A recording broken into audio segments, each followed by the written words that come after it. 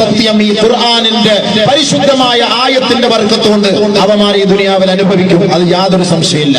ആഖിറത്തിലും അവർക്ക് നാണം കെട്ട ശിക്ഷയായിരിക്കും. ഖുർആൻ കൊണ്ടുള്ള കാര്യമാണ്. ആവശ്യമില്ലാതെ മുഅ്മിനീങ്ങൾക്കിടയിൽ ഫിത്നയും ഫസാദും ഉണ്ടാക്കുന്നവർ ആരായാലും, ഏത് ദിക്കിൽ നിന്ന് വന്നായാലും, ഏത് കോലത്തിൽ നിന്ന് വന്നായാലും ശരി, നോട്ട് ചെയ്ത് വെച്ചിട്ട്, റെക്കോർഡ് ചെയ്ത് വെച്ചിട്ട് എല്ലാവർക്കും മെസ്സേജ് ചെയ്ത് തരും. EP അബൂബക്കർ ഖാസിം ഇങ്ങനെയാണ് പറഞ്ഞതെന്ന്. യാതൊരു പ്രശ്നമില്ല. എല്ലാവർക്കും അൽഹംദുലില്ലാഹ് പറഞ്ഞു കൊടുത്തരും.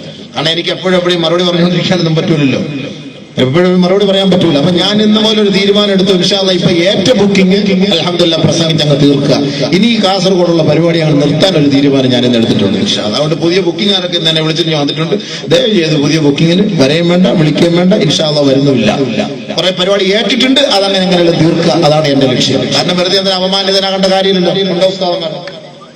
ഇല്ല, അവമാനം ഞങ്ങളിപ്പോ തെക്കൻ കേരളത്തിൽ ഇവിടെ വന്ന് നിങ്ങളുടെ അവമാനം കേൾക്കേണ്ട കാര്യമില്ല. നിങ്ങളുടെ അതിഥികളായിട്ട് ഞങ്ങൾ വന്നിട്ട് ഞങ്ങൾക്ക് തന്ന പൈസ തന്നിട്ട് നിങ്ങൾ ആക്ഷേപിക്കാന്ന് പറയുമ്പോൾ അത് നിങ്ങളുടെ വിവരമില്ലായ്മയാണ്, ഞങ്ങളുടെ കുഴപ്പമല്ല. നീ ത്യാഗം സഹിച്ച് അവിടെ എത്ര ദൂരം യാത്ര ചെയ്ത് ഇവിടം വരെ വന്നത് നിങ്ങളോടുള്ള ഒരു മെഹബത്തിന്റെ പേരിലാണ്, ഞങ്ങളുടെ 10,000 രൂപയ്ക്ക് വേണ്ടിയിട്ടല്ല. അല്ലാഹു തൗഫീഖ്. അബൂബക്കറിന്റെ വീടിന്റെ തൊട്ടടുത്ത് പ്രസംഗം, ഇന്നലെ എന്റെ മഹലിലായിരുന്നു പ്രസംഗം. എന്റെ മുന്നിൽ പൈസ കൊടുത്തത് ഞാൻ വാങ്ങിയില്ല. അവർ നിർബന്ധിച്ചേൽപ്പിച്ചു. അങ്ങനെയല്ല, ഇല്ല എനിക്ക് വേണ്ട, എന്റെ തൊട്ടടുത്ത് പ്രസംഗിച്ചാൽ എനിക്ക് കിട്ടും 10, 15, 20 ഒക്കെ. വേണമെങ്കിൽ എനിക്ക് അതിനു വേണ്ടി പോകാം. എന്തിനത്ര ത്യാഗം ചെയ്ത് 640 കിലോമീറ്റർ യാത്ര ചെയ്ത് ഇവിടം വരെ വരണം. 640 എന്തിന്റെ പേരില്ല സുഹൃത്തുക്കളെ? നിങ്ങളോടുള്ള ഒരു മഹബത്തും ഇൽമു കേൾക്കണമെന്ന് കാസർഗോട്ടുകാരെ കുറിച്ച് വാദോരാതെ പുകഴ്ത്തി പ്രസംഗിച്ചവനാ ഞാൻ. കാസർഗോഡ്, ദുബായില്, അബുദാബിയില്, ഏതെല്ലാം രാജ്യങ്ങളിൽ ഏറ്റവും കൂടുതൽ ഉലമാക്കളെ സ്വീകരിക്കുന്നവരും ബഹുമാനിക്കുന്നവരും അവർക്ക് മാന്യമായ നിലയിൽ പൈസ കൊടുക്കുന്നവരും ഇവരാണെന്ന് ഞാൻ അത്രയ്ക്കും പ്രസംഗിച്ചാളാ. പക്ഷെ എന്നെ കൊണ്ട് അതെല്ലാം തിരിച്ചു പറയിപ്പിക്കേണ്ട ഒരു ഗതികേട് വന്നില്ലേ? കൊടുത്തിട്ട് അത് വിളിച്ചു പറയുന്ന നാണം കെട്ട ഗതികേട്. അതാരായാലും, ഏത് ഹദ്ദാദ് നഗറുകാരായാലും എന്തായാലും ഇത്രയും പൈസ ഉണ്ടെങ്കിൽ അടുത്ത പ്രാവശ്യം വിളിച്ചാൽ മതി, അങ്ങനെ അല്ലെങ്കിൽ വിളിക്കണ്ട, കട്ട് ചെയ്ത് തരാം, ഹലാസ്. എനിക്കിപ്പോ പേടിയൊന്നുമില്ല. അള്ളാഹ് എനിക്ക് റബ്ബിനോട് മാത്രം എന്റെ റബ്ബിന്റെ മുന്നിൽ എനിക്ക് സമാധാനം മറുപടി പറഞ്ഞാൽ മതി. എനിക്ക് നാട്ടുകാരുടെ മുന്നിൽ ബോധിപ്പിക്കേണ്ട കാര്യമില്ല. ഞാൻ ഇൽമു പഠിച്ചത് ഞാനിതൊരു കച്ചവട ചരക്കാക്കാനല്ല, കച്ചവടത്തിന് വേണ്ടിയിട്ടല്ല ഞാൻ ഇൽമു പഠിച്ചല്ല. എനിക്കല്ലെങ്കിൽ നല്ല രീതിയിൽ എനിക്ക് വില വേഷം, നല്ല രീതിയിൽ എനിക്ക് വില വേഷം. പക്ഷെ ഇന്നേ വരെ ഇനി മരിക്കുന്നവരുടെ തൊണ്ടയിൽ ഹൽക്ക് അൽഹംദുലില്ലാഹ് റൂഹുള്ളിടത്തോളം കാലം ഞാൻ മരിക്കുന്നത് വരെയും ഇതൊരു ദഅവത്തായിട്ട് മാത്രമാണ് ഞാൻ കാണുന്നത്. ഇതൊരു ദഅവത്തായിട്ട് മാത്രമാണ് ഞാൻ കാണുന്നത്. അതല്ലാതെ കൊണ്ട് ഞാനിതൊരു ബിസിനസ് ആയിട്ട് ഞാൻ കാണുന്നില്ല. ഞാൻ വില വേശയില്ല, വില വേശിട്ടുമില്ല. അൽഹംദുലില്ലാഹ്. അതാണ് എന്റെ പോളിസി. അത് തന്നെയാണ് ഞാൻ കണ്ട കാസർഗോട്ടുകാരോട് എനിക്ക് പറയാനുള്ള എന്റെ ഒരു ഇന്നത്തെ സാഹചര്യത്തിൽ, ഇന്നത്തെ വന്നുപോയ ഈ വാർത്തകൾക്ക് മറുപടിയായിട്ട് എനിക്കിത് പറയാനുള്ളൂ. അതിന് ആരായാലും എന്തായാലും തീർന്നിട്ടില്ല. 2 ദിവസം ഇനി ഇങ്ങനെ കടന്ന് ഈ വിഴുപ്പ് പണ്ട മലക്കലായിരിക്കും. 2 ദിവസം. പിന്നെ ഇതിനകത്ത് ഗ്രൂപ്പ് കളികളുണ്ട്. ഓരോ വ്യക്തികൾക്ക് വ്യക്തി താല്പര്യം, അതിനകത്തുള്ള ഗ്രൂപ്പ് കളികളുണ്ട്. എന്തായാലും പരിശുദ്ധമായ ഖുർആനിൽ അല്ലാഹു റബ്ബുൽ ഇസ്സത്ത് ഒരു ആയത്ത് പഠിപ്പിച്ചു തന്നിട്ടുണ്ട്. ഇന്നല്ലദീന യുഹിബ്ബൂന അൻ തശീഅൽ ഫാഹിഷതു ഫില്ലദീന ആമനു ലഹും അദാബുൻ അലീമുൻ ഫിദ്ദുനിയ വൽ ആഖിറ. മുഅ്മിനീങ്ങൾക്കിടയിൽ, സത്യവിശ്വാസികൾക്കിടയിൽ അനാവശ്യങ്ങൾ പ്രചരിപ്പിക്കുന്നവർ, ആവശ്യമില്ലാത്തത് പ്രചരിപ്പിക്കുന്നത്, അത് ഏത് തലത്തിൽ നിന്നായാലും, ഏത് ദിക്കിൽ നിന്നായാലും, ഏത് മൂലയിൽ നിന്നായാലും ദുനിയാവിലും ആഖിറത്തിലും അവൻ അനുഭവിക്കുക തന്നെ ചെയ്യും. ഈ ദുനിയാവിൽ അവൻ അനുഭവിച്ചിട്ടേ അവൻ മരിക്കുകയുള്ളൂ. അത് ഖുർആൻ കൊണ്ടുള്ള സത്യമാണ്. അബൂബക്കറിന്റെ വാക്കല്ല, പരിശുദ്ധ ഖുർആനിന്റെ വാക്കാണ്, അല്ലാഹുവിന്റെ കലാമാണ്. അല്ലാഹ് സത്യമാണ് നമുക്ക് പഠിപ്പിച്ചത്. സദഖല്ലാഹുൽ അലീം. ഖുർആൻ ആയത്ത് ഓതിയിട്ട് അല്ലാഹ് പറഞ്ഞത് സത്യമാണ്, വാസ്തവമാണ് എന്ന് നമ്മൾ പറയുന്നുവെങ്കിൽ ആ പരിശുദ്ധ കലാമാണ് പറയുന്നത്. മുഅ്മിനീങ്ങൾക്കിടയിൽ അനാവശ്യങ്ങൾ പ്രചണ്ഡമായ പ്രചാരം ഇളക്കിവിട്ട് ഗ്രൂപ്പുകളിയുടെ പേരിൽ പാവപ്പെട്ടവരെ കരിവാരി തേക്കുന്നതിന് നല്ല നിലയിൽ വിഭവ സമൃദ്ധമായ ഭക്ഷണങ്ങൾ, തീന്മേശ നിറയെ കരയിലും കടലിലുമുള്ള ഭക്ഷ്യസാധനങ്ങൾ മുഴുവനും നിറത്തിവെച്ച് അതിഥികൾക്ക് വയറ് നിറച്ച് മനസ്സും വയറും ഒരേപോലെ നിറപ്പിച്ചു കൊടുക്കുന്ന ആളുകളാണ് കാസർഗോട്ടുകാർ. അത് കൊടുത്തിട്ട് വിളിച്ചു പറഞ്ഞാല് ഛർദിച്ചിട്ട് എടുത്ത് തിന്നത് പോലെയാണ് സംഭവം. പോയില്ല സംഭവം. നമ്മളിത് കൊടുത്തിട്ട് ഞങ്ങളുടെ ഉസ്താദ് ഞങ്ങളുടെ വീട്ടിൽ വന്ന് തിന്നു, അയാൾ കോഴിക്കാല് നല്ലപോലെ കടിച്ചു തിന്നു, അയാൾ അങ്ങനെ തിന്നു ഇങ്ങനെ തിന്നു എന്ന് വിളിച്ചു പറഞ്ഞാല് എന്താ നബി സല്ലല്ലാഹു അലൈഹി വസല്ലം തങ്ങൾ പറഞ്ഞു, ഛർദിച്ചിട്ട് അത് തിന്നവനെ പോലെയാണ്. പ്രഭാഷണത്തിന് നമ്മളെ വിളിച്ചു, പ്രഭാഷണം നടത്തിയ പ്രഭാഷണത്തിൽ അവർ തീരുമാനിച്ച ഹദിയ, അതാണ് അതിന്റെ അർത്ഥം. ഹദിയ അവർ കൊടുക്കുന്ന ഒരു ഹദിയ. അത് എത്രയാകും? ഞാൻ പ്രസംഗിച്ചാൽ എന്റെ പോക്കറ്റിൽ കൊണ്ട് ഇരുട്ടിൽ കൊണ്ടുവച്ചു. 2 ദിവസം കഴിഞ്ഞാൽ ഞാൻ എണ്ണി നോക്കുന്നത്. 2 ദിവസം കഴിഞ്ഞാൽ എണ്ണി നോക്കാം. 2 ദിവസം. ഞാൻ സാധാരണ പ്രസംഗം കഴിഞ്ഞിട്ട് ഉടനെ പോയി കാറിനകത്ത് വെച്ച് എണ്ണി ലൈറ്റിട്ട് ഞാൻ നോക്കാറില്ല. ഞാൻ അങ്ങനെ നോക്കാറില്ല. രണ്ട് നമ്മുടെ KB മുഹമ്മദ് സാഹിബ് ഉണ്ടല്ലോ, ഞാൻ ഇവിടെ വന്ന് പ്രഭാഷണം നടത്തിയിട്ടുണ്ട്. അദ്ദേഹത്തിന് അറിയാം എനിക്ക് എത്ര രൂപയും തന്നിട്ടുണ്ടെന്ന്. എനിക്ക് എത്ര രൂപ അതുകൊണ്ട് അദ്ദേഹത്തിന് തന്നെ അറിയാമല്ലോ, കണക്കാണല്ലോ. സുഖമില്ലാതെ ഞാൻ ഇവിടെ ബോവിക്കാരൻ ടൗണിൽ പ്രസംഗിച്ചിട്ട് എനിക്ക് 7000 രൂപ വന്നിട്ടുണ്ട്. 7000 രൂപ നിങ്ങൾ വിശ്വസിക്കുമോ? പക്ഷേ സുഖമില്ല, ഞാൻ പനി പിടിച്ചു വന്നിട്ട് ഇരുന്നാ പ്രസംഗിച്ചത്. അന്ന് 2 മണിക്കൂറോളം ഞാൻ പ്രസംഗിച്ചു. എനിക്കതിൽ കുറവായിട്ട് തോന്നിയിരുന്നെങ്കിൽ ഞാൻ പിറ്റേ ദിവസം അയാളെ വിളിക്കാൻ ഞാൻ വരില്ല. ഈ ദിവസവും ഞാൻ വരില്ല. എന്നെ ഇന്ന് വിളിച്ചതും അടുത്ത മാസത്തേക്ക് വിളിച്ചതും കഴിഞ്ഞ വർഷം വിളിച്ചതും ഒക്കെ ഇദ്ദേഹമാണ്. കുടുംബയോഗത്തിന് വിളിച്ച ഇദ്ദേഹമാണ്. അവരെന്താ പൈസ കുറഞ്ഞിട്ടെങ്കിൽ ഞാൻ വരുമോ പരിപാടിക്ക്?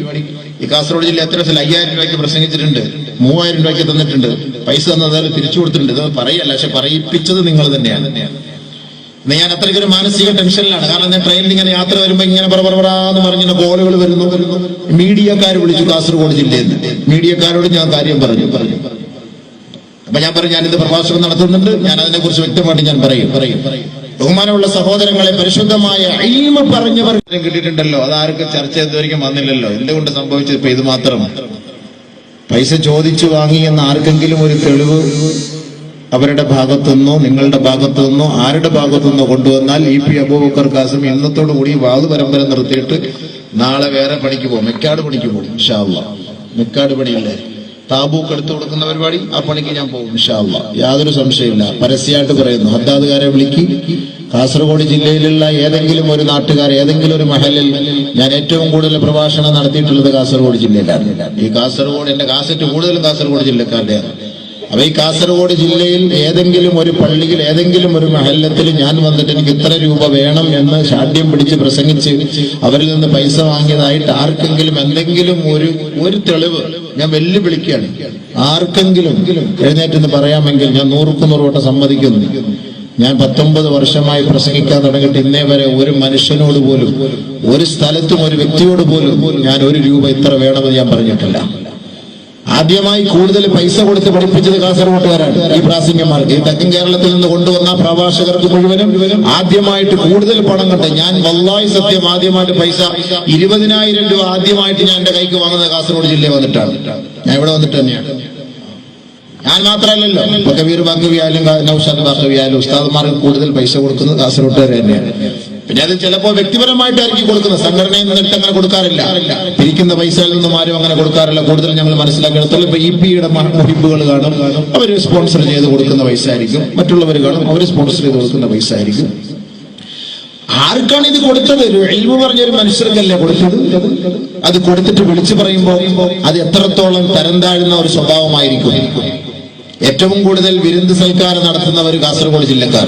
ഏറ്റവും കൂടുതൽ 1 ലക്ഷം രൂപ ലൈറ്റിന് ചെലവ്, 3.5 ലക്ഷം രൂപ സൗണ്ട് സിസ്റ്റത്തിന് ചെലവ്, 3 ലക്ഷത്തോളം രൂപ സ്റ്റേജിന്റെ ചെലവ്, തോരണം കെട്ടാനും കൊടി കെട്ടാനും അലങ്കാരത്തിനും എത്രയോ ലക്ഷം രൂപ. മന്ത്രിയെ കൊണ്ടുവന്ന് 3 ദിവസം 2 ദിവസം താമസിപ്പിച്ചാൽ 8 ലക്ഷം രൂപ ചെലവ്. അതെല്ലാം ഇവിടെ കണക്കുണ്ട്. അതൊന്നും പക്ഷെ വരുന്നില്ല, വന്നിട്ടില്ല. മുസ്ലിയാർക്ക് കൊടുത്തത് മാത്രം. EP-ക്ക് ഏറ്റവും കൂടുതൽ EP. ഞാൻ 2 ദിവസം പ്രസംഗിച്ചിട്ട് 1 ലക്ഷം തന്നത്. 1 ലക്ഷം അല്ല, അതിന് 5,000 ആരും അടിച്ചു മാറ്റി. 95,000 രൂപയുള്ളൂ എണ്ണി നോക്കിയപ്പോ. 95,000 ഉള്ളൂ എണ്ണി നോക്കിയപ്പോൾ 95,000 രൂപ.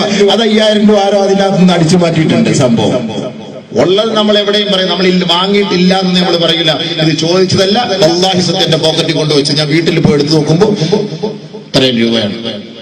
ഒരു സ്ഥലത്ത് നിന്ന് എനിക്ക് 1 ലക്ഷം രൂപ വന്നപ്പോൾ ഞാൻ വിളിച്ചു വെച്ച്, സഹോദരാ നിങ്ങൾക്ക് തെറ്റിയിട്ടുണ്ട്, 1 ലക്ഷം രൂപ കൊണ്ട് എന്റെ കയ്യിൽ തന്നത്. അതുകൊണ്ട് ഉസ്താദെ നിങ്ങൾക്ക് പ്രസംഗത്തിനൊന്നല്ല, നിങ്ങൾക്ക് ഹദിയായിട്ട് തന്നതാണ്.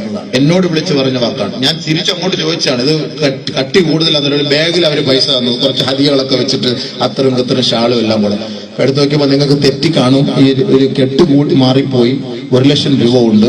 അപ്പൊ പറഞ്ഞില്ല, അത് നിങ്ങൾക്ക് വേണ്ടി ഹദിയായിട്ട് വെച്ചതാണ്, നിങ്ങൾക്കുള്ളതാണ്, അത് തെറ്റിയിട്ടില്ല എന്ന് ഞാൻ തിരിച്ചു വിളിച്ച് പറഞ്ഞാൽ പിന്നെ വേണം നീ 1 ലക്ഷം രൂപ വലിയ ഇന്ന് തന്നെ കൊടുക്കാൻ ഞാൻ നിയത്തി ചെയ്തിട്ടാ വന്ന പൈസ. നാളെ ഹദ്ദാദുകാരെ കണ്ടി പൈസ കൊണ്ടവിടെ കൊടുക്കാൻ പോവാണ് ഇൻഷാ അല്ലാഹ്.